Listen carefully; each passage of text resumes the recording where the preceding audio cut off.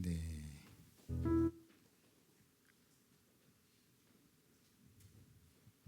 안녕하십니까? 네, 6월의 첫 번째 안식일입니다. 오늘 이 저녁 또 예배를 위하여 성전을 찾으신 우리 모든 성도님들을 주의 이름으로 환영합니다. 오늘 우리가 함께 나눌 말씀은 질투가 만들어내는 분열이라는 제목의 말씀입니다. 민수기 12장 1절로 3절에 있는 말씀을 가지고 함께 은혜를 나누길 원합니다. 프랑스의 철학자 중에 르네 지라르라고 하는 사람이 있습니다. 그가 그런 얘기를 했어요. 인간의 모든 욕망은 타인의 욕망을 욕망하는 것이다 라고 이야기했습니다. 말이 좀 어렵죠? 인간의 모든 욕망은 다른 사람의 욕망을 바라는 것이다 라고 하는 거예요. 타락한 인간의 마음 안에는 하나님이 아닌 다른 것을 욕망하는 죄의 본성이 있다는 겁니다. 하나님 외에 다른 그 무엇인가를 자꾸 욕심낸다는 거예요. 그게 인간의 본성 안에 들어 있습니다. 때에 따라서는 남의 것을 탐하기도 하고 어떤 경우는 남보다 더 높아지기를 욕망합니다. 그래서 한없이 시기하고 또 질투하며 그것을 인생의 동력을 삼아서 삶을 살아가는 사람들이 굉장히 많아요. 그리고 이 사회는 그런 것을 경쟁이라고 이야기하며 그렇게 살아야 된다라고 계속 가르칩니다. 그래서 당장 눈에 보이는 어떤 행위가 우리의 문제가 아니라 그 행위 뒤에 숨겨진 욕망을 어떻게 다스리느냐가 중요하다는 거죠. 르네 지라르는 십계명의 말씀도 인간의 행위를 다스리는 것이 목적이 아니라 인간의 욕망을 다스리라고 하는 계명이다라고 이야기를 했습니다. 결국 눈에 보이는 어떤 행동 그 이면에 있는 숨겨져 있는 인간의 욕망을 어떻게 해결해 가느냐가 우리가 죄의 문제를 해결할 수 있는 방법이다라고 이야기하고 있다는 거예요. 모든 인간은 뭔가를 욕망하는 존재로 살고 있습니다. 이런 인간의 욕망을 잠재우는 방법 중에 가장 좋은 게 뭐냐 하면 침묵하는 거예요. 우리의 마음 가운데 있는 그 욕심이 드러나지 않도록 입을 다무는 순간 많은 부분들이 사실은 지나가게 되고 삭혀지게 된다는 겁니다. 기도를 통해서 자신 안에 있는 욕망을 발견하고 다스릴 때 우리는 비로소 우리를 향한 하나님의 선명하신 뜻을 발견할 수 있게 됩니다. 그리고 욕망을 잠재울 때 비로소 일상의 의미가 새로워지고 그리고 아주 작은 일에도 감사와 경외가 있는 삶을 살아갈 수 있게 되는 거죠. 우리의 기도는 내 안에 있는 어떤 결핍, 부족이나 그 욕심을 채우기 위한 기도가 아니라 하나님이 우리의 삶에 채워주시는 것들에 대한 감사의 기도가 되어야 하지 않겠습니까? 그래야 내 속에 있는 그 욕망에 휘둘리지 않고 하나님을 붙들고 성화되는 삶을 살 수 있게 됩니다. 오늘 우리의 마음 가운데에는 어떤 욕심이 있습니까? 그리고 그 욕심이 오늘 우리의 삶 속에서 무엇을 망가뜨리고 있고 어떤 형태로 나타나고 있습니까? 오늘 우리가 함께 은혜를 나눌 말씀은 민수기 12장 1절로 3절에 있는 말씀입니다. 자, 제가 읽어드리겠습니다. 민수기 12장 1절로 3절입니다. 우리 한 절씩 번갈아 가면서 읽죠. 1절입니다. 모세가 구스 여자를 취하였더니 그 구스 여자를 취하였으므로 미리암과 아론이 모세를 비방하니라. 2절입니다. 그들이 이르되 여호와께서 모세와만 말씀하셨느냐 우리와 말씀하지 아니하셨느냐 하매 여호와께서 이 말을 들으셨더라. 이 사람 모세는 온유함이 지면의 모든 사람보다 더하였더라. 자, 오늘 본문의 이야기는 모세의 지극히 개인적인 가족사에 대한 이야기입니다.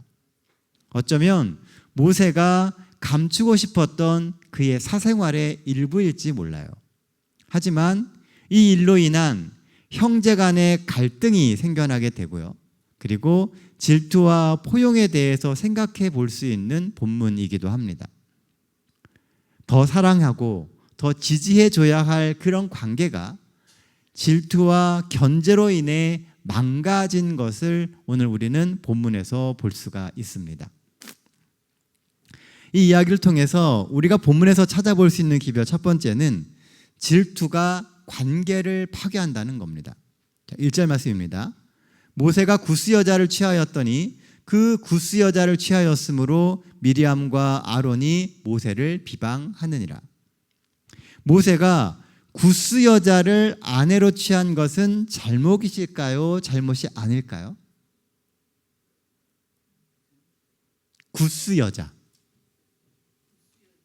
구스 여자를 아내로 취하는 게 잘못일까요? 아닐까요?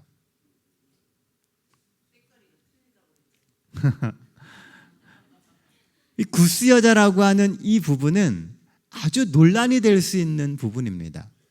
이스라엘 민족들은 누구랑만 결혼해야 돼요? 이스라엘 민족들하고만 결혼해야 돼요. 그런데 성경 본문에 보면 모세가 구스 여자를 취하였다라고 되어 있습니다. 그러니까 모세가 이 여인을 취한 것은 잘못된 것처럼 비춰지고 있다는 거죠. 하지만 화입부인은요, 이 구스 여인이 미디안 여인이었던 십보라를 지칭한다라고 설명합니다. 사실 미디안인이면요, 아브라함의 자손입니다. 부자선지자 383페이지에 보면 구스 여자로 불리웠지만 모세의 아내는 미디안 사람이었으므로 곧 아브라함의 후손이었다라고 기록하고 있어요. 사실 이 모세의 아내는 피부색이 검었습니다. 광야에서 오랜 시간 살다 보니까 더 많이 그슬리고 검어져 있던 상태였다는 거죠. 하지만 이 여인은 이스라엘의 민족이었고 아브라함의 후손이었다는 거예요. 십보라와의 결혼은 이방인과의 혼인 금지를 어긴 것이 아니었음에도 그것을 너무나 잘 알고 있는 아론과 미리암은 그것을 걸고 넘어졌습니다. 왜일까요? 역시 부자 선지자에 있는 말씀입니다. 70인의 장로를 임명하는 일에 모세는 미리암과 아론으로 더불어 상의하지 않았으므로 그들은 모세에 대하여 질투했다. 또 장로회의를 조직할 때 그들은 그들의 권위와 지위와 권위가 무시당했다고 느꼈다. 미리암과 아론은 모세에게 부과된 주의와 책임의 무게를 결코 알지 못했다. 미리암은 불만의 정신에 휩싸여 하나님께서 특별히 지시하신 사건들 중에서 불평할 조건을 찾았다. 모세의 결혼은 그를 불쾌하게 만들었다. 즉 모세가 히브리 사람 중에서 아내를 취하지 않고 다른 민족의 여인을 선택한 것은 그 여자의 가족과 민족적 자부심에 모욕을 주는 처사로 생각되었다. 부자 선지자는 이 사건의 발단에 대해서 이렇게 설명하고 있습니다. 시내산에서 모세와 다시 만났을 때 십보라는 자신의 남편에게 지워진 짐이 너무 무겁다는 걸 알았어요. 그래서 아버지인 이드로에게 남편의 건강에 대한 그 염려를 피력하게 됩니다. 그래서 이드로는 모세에게 이 이스라엘의 행정의 책임을 나눠질 수 있는 사람들을 선택하라고 권면을 해줘요. 그리고 그 결과 1000부장, 100부장, 50부장, 70부장을 두게 됩니다. 그리고 70인의 장로들을 임명하면서 그 권한을 함께 나누고 책임을 나누는 일을 하게 되었다는 것이죠. 하지만 모세가 아론과 미리암과 더불어 이것을 상의하지 않고 단지 이드로의 권면에 따라 행했기 때문에 이 아론과 미리암은 모세를 질투하게 됐다는 겁니다. 마음이 상한 거예요. 이스라엘의 지도자는 모세 하나뿐만이 아니라 자신들도 이스라엘의 지도자라고 생각하고 있었는데 왜 자신들과 그것을 상의하지 않느냐는 겁니다. 그리고 그러한 마음을 가지고 그 생각에 모세가 자신들을 무시한 것에 대하여 십보라를 꼬투리 삼아 모세를 비난했던 것입니다. 이 비슷한 일들이요. 하나님을 섬기고 있는 그리스도인들 사이에서도 굉장히 많습니다. 사실 어찌 보면 별것도 아닌 일일 수 있습니다. 모세의 의도 또한 그런 게 전혀 아니었죠. 하지만 사단은 그 서운함의 틈을 비집고 들어갔던 것입니다. 이런 질투는 결국 형제 간의 관계를 깨뜨렸습니다. 서로 비난하게 만들었고 그 비난은 가족을 넘어서 이스라엘 공동체에까지 영향을 끼치게 됐어요. 이것을 계기로 이스라엘 민족 전체에게 모세의 리더십에 대한 반기를 들 수 있는 구실들을 제공했던 것입니다. 결국 아론과 미리암의 질투는 이스라엘 공동체 전체의 혼란과 분열을 야기하게 되었어요. 훗날 고라의 반역과 수많은 반역의 실마리가 바로 이 아론과 미리암의 그 질투에서부터 시작되게 되었다는 겁니다. 같이 이스라엘 공동체를 섬겨야 될 사람들이 서로가 서로에 대하여 질투하게 되고 비난하게 되는 순간 그 이스라엘 공동체 안에 있는 수많은 불만의 조건들을 가지고 많은 사람들이 자신들의 뜻대로 일을 행하는 일들이 생겨나게 되었다는 겁니다. 오늘날 우리 안에도 비슷한, 어쩌면 동일한 질투심들이 개인의 관계를 넘어서 교회 공동체를 뒤흔들 수 있습니다.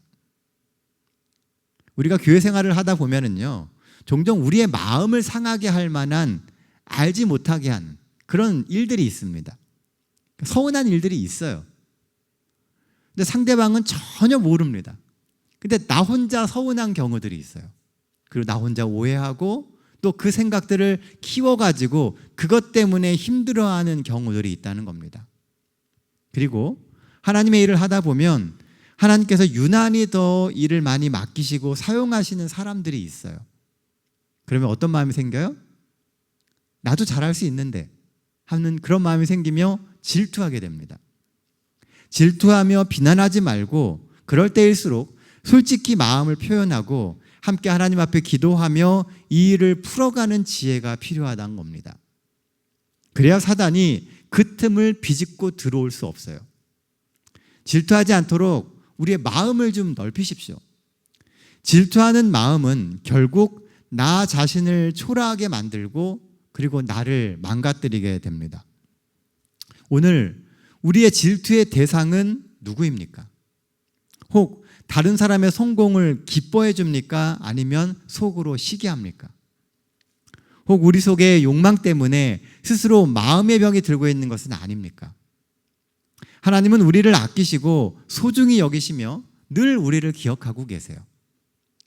우리의 머리카락까지 다 셈 바 된다고 성경은 기록하고 있지 않습니까? 우리의 모든 사정과 우리의 마음과 우리의 생각들을 하나님이 다 알고 계신다는 겁니다.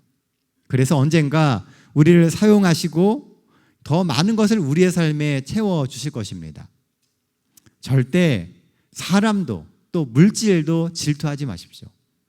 그 질투가 우리의 신앙의 근간을 흔드는 가장 무서운 적이 될 수 있어요. 마음속의 질투는 관계를 멀어지게 만들고 신앙적으로는 하나님께 불만을 품고 하나님을 멀리하는 삶을 살게 만듭니다. 그러니 질투하려고 하지 말고 도리어 축복하십시오. 사실 이게 좀 어려워요. 마음으로는, 머릿속으로는 우리가 다 알잖아요. 질투하면 안 되고 맘 상하면 안 되고 도리어 축복해주고 축하해주고 더 감사해줘야 되고 이래야 되는데 사실 그게 잘 되지 않습니다. 하나님은 그래도 우리가 의도적으로 축복해주고 사랑해줘야 된다라고 이야기를 해요. 더 많은 이들을 부르시고 사용해주시는 하나님의 은혜와 사랑이 있음을 우리는 잊어서는 안 됩니다. 우리가 해주는 그 축복의 말들이 내게로 돌아오고 그 축복의 마음이 관계를 더 돈독하게 만듭니다.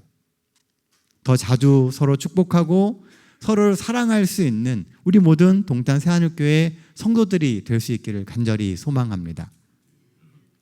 본문에서 찾아볼 수 있는 두 번째 기별은요, 하나님께서 우리 말을 들으신다라고 하는 거예요. 2절 말씀입니다. 그들이 이르되 여호와께서 모세와만 말씀하셨느냐 우리와도 말씀하시지 아니하셨느냐 하매 여호와께서 이 말을 들으셨더라. 앞에 부분의 이야기는 지금 이 미리암이 하고 있는 불평의 이야기예요. 그런데 그 불평의 이야기를 누가 들으셨다고요? 여호와께서 이 말을 다 들으셨다라고 이야기합니다. 우리는 종종 우리가 하는 모든 말을 하나님이 듣고 계신다라고 하는 것을 잊어요. 왜 굳이 하나님은 이 구절을 성경에 기록하셨을까요? 제가 말씀을 준비하면서 이 부분에 대해서 생각을 좀 많이 하게 됐어요. 그냥 불평하고 끝나면 되는데 왜 거기에 의도적으로 하나님께서 여호와께서 이 말을 들으셨더라라는 구절을 넣었을까라는 겁니다. 이것은 인간의 행동과 생각 전체를 지켜보고 계시는 하나님의 전능하심을 강조하는 표현인 동시에 이 사건을 정확하고 공정하게 심판하시고자 하나님께서 적극적으로 나서실 것을 암시하는 표현입니다. 하나님이 이 이야기의 전후 사정을 다 듣고 계신다는 거예요. 다 알고 계신다는 거죠.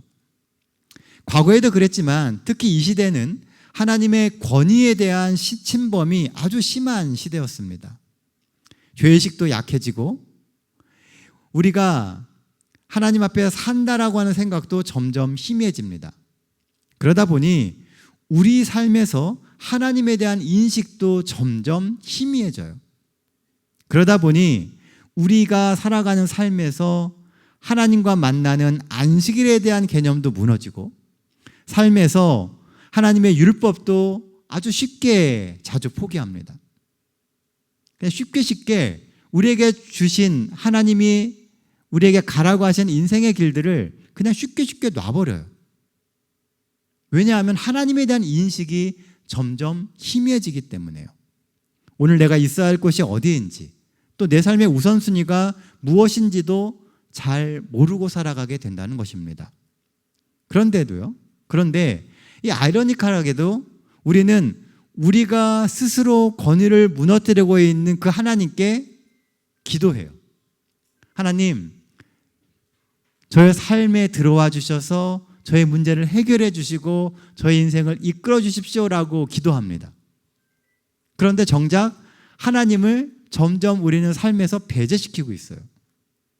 이게 두 개가 앞뒤가 안 맞는다는 거예요.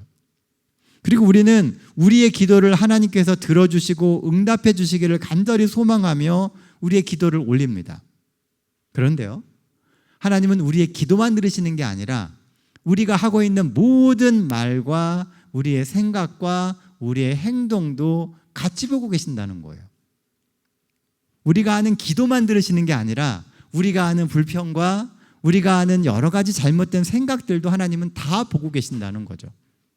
이게 하나님의 모습이에요. 근데 우리는 우리가 좋게 생각하는 우리의 긍정적인 면만 하나님이 보신다고 자꾸 착각한다는 겁니다. 그러면서 돌아서서는 금방 내가 하고 싶은 대로, 내가 원하는 대로, 내 욕망이 이끄는 대로 내 삶을 살아가고 있다는 거죠. 하나님이 삶의 최우선이 아니고 하나님의 권위와 하나님 되심을 수시로 부정하면서 기도의 응답을 기대한다는 것은 뭔가 앞뒤가 맞지 않는다는 겁니다. 하지만 하나님은 여전히 우리의 기도를 들으시고 우리의 기도에 응답하십니다. 그리고 우리가 하는 수많은 불평들을 마치 못 들으신 것처럼 그 불평들에 대해서는 침묵하십니다. 이게 하나님이 주시는 은혜인 거예요. 어쩌면 우리가 이러한 모습으로 살아간다라고 하는 것은 하나님께서 우리를 너무 사랑하셔서 우리를 끝까지 지켜주시고 보호하시기 때문입니다. 기도처럼 하나님이 우리를 들으신다는 사실을 우리는 절대 잊어서는 안 됩니다. 그래서 늘 말에 조심하고 행동에 조심하는 삶을 살아야 합니다. 성경은 우리의 혀를 길들이는 것이 가장 어렵다고 이야기해요. 혀를 길들이는 사람은 용사보다 낫다고 성경은 기록합니다. 그러니까 말을 길들일 수 있는 사람이 세상에서 가장 위대한 사람이라는 거예요. 하지만 결국 우리의 혀를 움직이는 것은 우리의 생각 아닙니까? 우리가 오늘 어떤 생각을 우리의 머릿속에 담고 있느냐가 우리의 말로 표현되는 거예요. 긍정적으로 생각하고 늘 말이나 행동에서 우리가 하나님 앞에서 살고 있다라고 하는 것을 기억하며 살아야 합니다. 하나님이 우리의 모든 삶을 보고 계시고 우리의 불신의 말이 하나님의 마음을 아프게 하며 사단에게 불신의 이 빌미를 준다라고 하는 사실을 잊어서는 안 됩니다. 그리스도인의 부정적인 말은 내 주변 사람들의 마음에 심긴 복음의 씨앗을 말라 죽게 만들어요.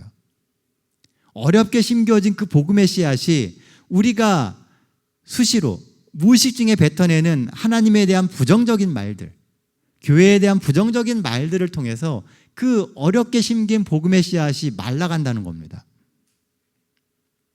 그리고 나중에 하나님께서는 그것에 대해서 우리에게 물으실 거예요. 하나님 앞에서 사십시오. 그리고 하나님과 동행하며 우리 역시도 하나님의 마음을 품으려고 해야 합니다. 하나님께서 우리에게 주시는 그 마음으로 그리스도 안에서 우리가 살아가게 될 때 그것이 정말 성경이 말하는 성화된 삶이에요. 우리의 힘으로 안 됩니다. 그래서 우리는 계속 기도해야 되고 하나님 앞에 산다는 생각으로 늘 조심하며 살아야 되는 것입니다. 그리스도인이 된다라고 하는 것은요, 아주 단순한 문제는 아닌 것 같아요. 우리가 잘 아는 윤동주 시인의 서시가 있습니다. 우리가 많이 외웠던 시 아니에요? 죽는 날까지 하늘을 우러러 한 점 부끄러움이 없기를 잎새에 있는 바람에도 나는 괴로워했다. 이 서시에 담긴 기독교적 사상은요, 고뇌하는 신앙인의 삶을 되돌아보게 만듭니다. 죽는 날까지 하늘을 우러러서 한 점 부끄럽지 않기 위해 삶을 흔드는 작은 바람에도 고민하며 아파했던 그런 영적 민감성이 어쩌면 오늘 하늘 가나안을 향해서 살아가고 있는 우리에게 필요하지 않나 생각해 봅니다. 우리의 마음이, 우리의 영적인 그 민감성이 정말 많이 무뎌지고 있어요. 마지막 때라고 이야기를 하지만 우리는 영적으로 전혀 민감하지 않습니다. 그래서 시대의 흐름이나 징조들도요, 우리가 주목해서 보질 않아요. 화이프니 얘기했었던 마지막 날의 사건들이 점점 벌어지고 있고 성취되고 있음에도 우리는 그것을 자각하지 못한다는 겁니다. 왜냐하면 우리가 거기에 주목하지 않고 그것에 우리의 신앙에 초점을 두지 않기 때문에 그래요. 우리의 모든 기도를 들으시는 하나님께서 여전히 연약해서 믿음 없는 소리와 불평만을 바라는 우리의 음성을 들으신다면 얼마나 가슴 아파하실까요? 절대로 서로 질투하지 말고 독이 담긴 불신의 말을 하지 않게 되기를 간절히 소망합니다.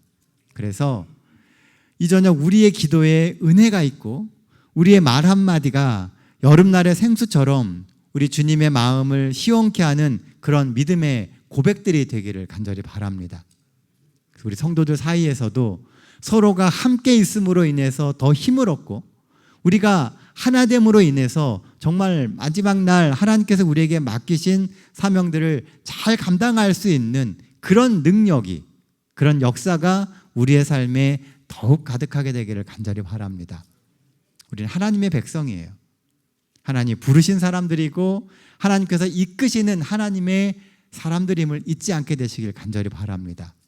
그래서 우리가 서로 더 사랑해주고 혹 부족하거나 연약한 사람들이 주변에 있다면 그들을 보듬어주며 그들의 부족과 그들의 필요를 채워주고 아껴줄 수 있는 마음들이 우리 가운데 더 많아지게 되길 간절히 소망합니다.